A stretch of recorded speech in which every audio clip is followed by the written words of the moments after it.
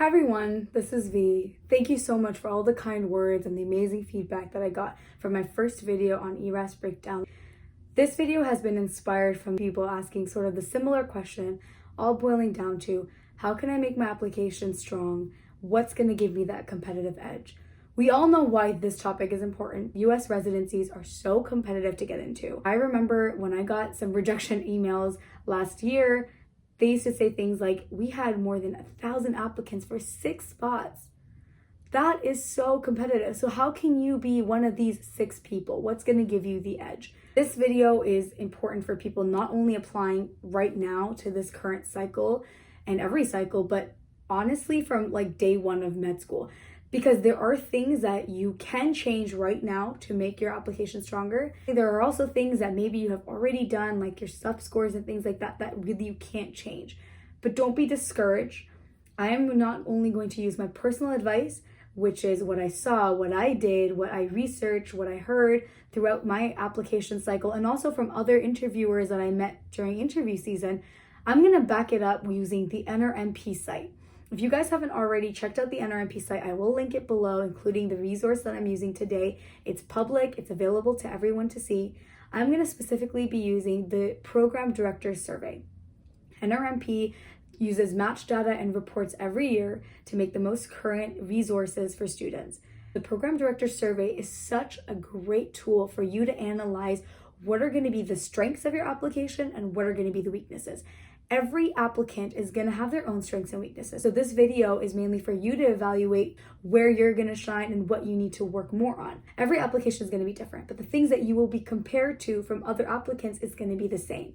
As always, timeline in the link below with my bio, how to get in touch, and the form. So without wasting more time, let's get started. We're going to focus on the top 10 factors that Program Directors Survey has indicated as the main reasons for them to invite you to an interview, and also they have another one just for ranking. For the ranking one, I will make a separate video for that in the future when I go through the interview series. I'm going to go through them with you one by one. I've broken them down into quantitative and qualitative measures, and I'll explain that in a bit. So they are Step 1 score, complex 1, LOR in the specialty is number 2, MSPE Dean's letter, your Step 2 CK or complex 2 scores, personal statement, grades in required clerkships, so your shelf exams, MS3, MS4 years, your failed exam attempts, class ranking and quartile, commitment to specialty, and personal prior knowledge. These are the 10 things that program directors have said they're going to look at the most in order to see if you're going to be qualified for an interview. Let's go through each one. There are 4 quantitative measures in this top 10 list. Your Step 1 score, your Step 2 score, your grades in the clerkships, and any failed exam attempts. So 4 out of the 10 things right away are measures that you must have already worked on before applying to residency season. When it comes to your Step score, we all know and we've all stressed about it enough how important it is.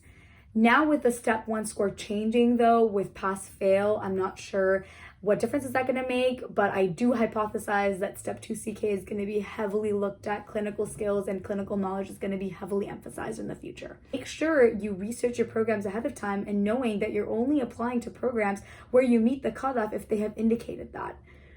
There is no point of you spending that extra money applying to a program where you don't meet the cutoff, regardless of how much of a dream program that is. I just think you got to be a little realistic here.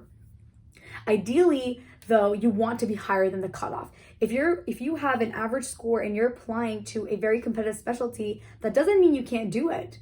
You still can, and if that's your dream, you should apply, but just be realistic as to what programs you're applying for. If you're an IMG, you want to make sure that you specially apply for the programs that do have that sort of high IMG to non-IMG ratio, which means that the program has accepted a certain percentage of IMG applicants in the past. In terms of these quantitative measures, these are things that kind of have already happened before the application season. But if you are watching and you aren't applying to the application season yet, and there's something that you can change, try your best to do so. In regards to the clerkship scores, this is why it's so important for MS3 and MS4 to do well in the specialty cores that you're interested in. If you're applying for IM, try to get that honors shelf grade in your IM core rotation. Try your level best in getting the best scores that you can in your shelf exams and your steps, and try your best to pass the first time. In terms of failed exam attempts, I will talk about this more in the personal statement video that I have coming up in a couple of weeks, because I think that's a good spot in your application to talk about your failed attempts. There isn't much room in other parts of the application for you to qualitatively, in your own words, explain yourself. What happened? Why did you fail this? Or what was the glitch? What was the obstacle that happened here? Your personal statement is a good place, and probably one of the only places for you to really describe why. And I will go into more detail in that video. Into things in your application that you can change are the qualitative things. And I think there's really 4 here as well. Your LOR in the specialty, which is ranked top second most important thing by program directors, your LOR, your MSPE Dean's Letter, your personal statement, and your commitment to specialty. These 4 things are things you have control over right now as you're applying. LOR in your specialty, start early, ask the right person, somebody that you've been in touch with, somebody you've worked with. You need a strong letter. I say that because I personally had interview questions where people were like, oh, this person spoke very highly of you. Can you explain your relationship with them? Or I had a question that was like, one of your letter writers mentioned a patient case. Tell me more about the patient case. So LORs in the specialty are very important. Again, not just because they're interview questions, but even according to the program directors that are making this survey list. I will post another video on LOR specifically, so be sure to check that out. I'll go more in detail on how to prep, asking, and all that fun stuff. Your MSPE Dean's Letter is also in the top 3. So in the top 3, you have 2 qualitative measures that you can work on, your LOR and your MSPE. Your MSPE, of course, / Dean's Letter is not something you can fully control unless your school gives you that. For SGU, of course, from my personal experiences, I remember what happened was we have an MSPE coordinator that you get in touch with, and they will reach out to you. So your MSPE goes through things like academic history, your academic progress, so where you are in terms of clinicals and things like that, your clinical rotations, all of your grades and your clerkships. And I'm literally looking at my draft right now. You can't change lots of things, but if you have like a spelling error or just something you want to add, a date change, you can do that. Every school is different. I'm just going off my school. So the MSPE is something that you may or may not be able to have fully control of, but in terms of having a good MSPE, your MS1, MS2, MS3 years before you apply need to be strong, and that's something you should prep for ahead of time. The last qualitative thing that you can really, really amp up in your application, and I'm really emphasizing this, is commitment to specialty. For this, there's lots of parts in your application that you can work on. Your work experiences, volunteer, and research. These are really the 3 main things. Also, I would say maybe hobbies and interests, but not really. Those are definitely those 3 experiences are the main things that are going to show your commitment to specialty. Also, I'm going to go through each one. Again, I do talk more about this in my ERAS video, but just to refresh, going through, number 1, work experiences. If you have a chance to get a job somewhere that's medically related, especially in your field, that's amazing. Definitely do that. I personally didn't have any sort of medically related work experiences. I had lots of great volunteer experiences. So that being said, if there's a part of your application that you don't have much on, but you have another part that's really strong, really make your application that emphasis. Everybody's going to have different strengths and weaknesses, so you have to know what you're good at, where your application is going to shine. If you don't have medically related work experiences, that's okay. Find other parts of the application that you can amp up. Volunteer experiences, I would join academic societies that are pertinent to your specialty. If you're an IM, for example, AMA, ACP, great choices. If you're an AFM, AAFP, fantastic choice. To be a member, that's not only a great way for you to get, updated emails on things and networking, but it's a great way for you to show that you have interests of your specialty outside of just academics. You're actually part of a professional society that relates with that. American College of Surgeons, lots of things that you can do depending on your specialty. But not just interest groups. I think in general, your volunteer work is a great way for you to show your interest and your dedication to your specialty. If you are going into peds and you can volunteer at a kids helpline or volunteer at a daycare, anything, just think of something that's going to show that you have been focused on the specialty for a while. Join clubs in your school. That's a fantastic way. If you're into surgery, join the surgery club in your school. If you're, into EM, join the EM club in your schools. There's lots of different things that you can do. If you are the type of applicant that couldn't figure out their specialty that early on and, you recently developed it over clinical years or something, let's say, then you need to start adding into your personal statement and getting your letter writers to really write why you're committed to that specialty. And your personal statement is a great place for you to use to show what developed the passion for the specialty. You can also join clubs in school or outside that you're passionate for in other aspects of medicine. If you're interested in women's in medicine, join a club there, or join the Society of Women in Health or things like that. So there's a lot of ways for you to reach out otherwise.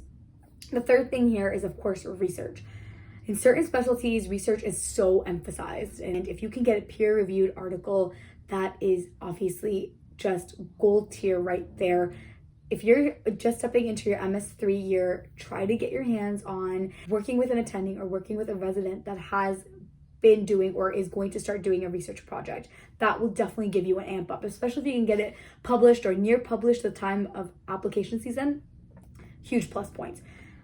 That being said, case presentations are also fantastic. Writing up a case presentation on a very cool patient case or procedure and stuff like that is very great. Again, anything that gets your name published will be fantastic. Presentations and publications overall, though, can very positively influence a candidate. If you don't have research experience or time to really execute it right now, if you are applying this year, then I would say my best advice would be to, again, really exemplify other parts of your application, really exemplify then your clinical skills. Take the time in your LORs and personal statements to amplify, other work that you've done clinically related. That would be my best advice. That being said, if you're a foreign IMG, so I'm not talking about US or Canadian, like Caribbean IMGs, if you're a foreign IMG where you don't have a curriculum in the USA, I would try to get an observership or an away rotation where you can have exposure to US clinical rotations. If you can try to get within that time an LOR from a US clinician, that's amazing. Also, watch out, there are certain programs that do have requirements that are like minimum 6 months of US clinical experiences or something like that. So be careful, you look out for those, especially if you don't have any clinical exposure. But if you have time and you can do that, try your level best to get that exposure. If you're a Caribbean grad, of course, that's why it's very important to apply, in my opinion, just my 2 cents, at least in the top 4 Caribbean IMGs, because we have that direct MS3, MS4 years where it's all US, and that puts us at a good advantage as well. Also, I know that the CV isn't on the top 10 factors, but I still think having a strong CV not only preps you to get all the experiences part of your application done well, but also gives you lots of things to talk about. So that's just a quick aside on CV. There's other 2 things on the top 10 list, class ranking and quartile. This is something, of course, you must have really maintained throughout medical school. So day 1 of med school onwards, that's sort of where that goes. And I personally didn't have any questions on my transcript per se. I was a fairly decent average student throughout my first 2 years of medicine knowledge. That being said, I'm sure someone could have been asked that depending on whether it really fluctuates or if you've gotten a really terrible score, that might come up in an interview. But if that does come up, that's a good thing because now you have a chance to explain why and what happened, and most importantly, always show it in a positive way, how you learned, what you learned from that, and how you've persevered since then. That's the key. Personal prior knowledge is top 10. It's the 10th one. In my opinion, I think that it is a little bit of an edge. It's the name of the game, If you do have a personal prior relationship with somebody that in a program, that's fantastic, good for you. If you don't, that's okay.